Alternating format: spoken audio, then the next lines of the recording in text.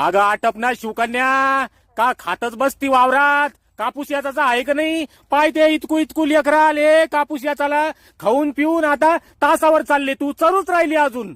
अहो सोनुष पप्पा, अहो कधी मी मला टोकतच राहते का तुम्ही? मला खाऊ द्या जा ना. खायच्या टायमाला किती खाती टोकू सगळं बारीक करणं लावलं तुम्ही मला. काय बाई ये गाड्या, तू चांगलं सांगाव तुला वाईट सांगाव तरी वळडतच राहती. अहो मग भाकर नको खाऊ का मी? सरकारनं एक लय मोठी चूक करेल शिवकन्या. कोणती? नवरदेवचं वय 21 ठेवले आणि नवरीचं वय 18 ठेवले लग्नात, हाय ना?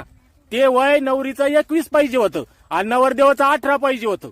म्हणजे लग्न झाल्यावर बायको वरळली ना तरी मनाची समजूत काढता आली असती की जाऊ द्या मोठी ती आपल्यापेक्षा, काय होतं वरळली तो. असं नाही मानलं जात का? जाऊ द्या आपल्यापेक्षा लहान येतील तरी काय समजतं. बाया बोलू देत नाही ना भाऊ, बायको कधीच नवऱ्याला बोलू देत नाही.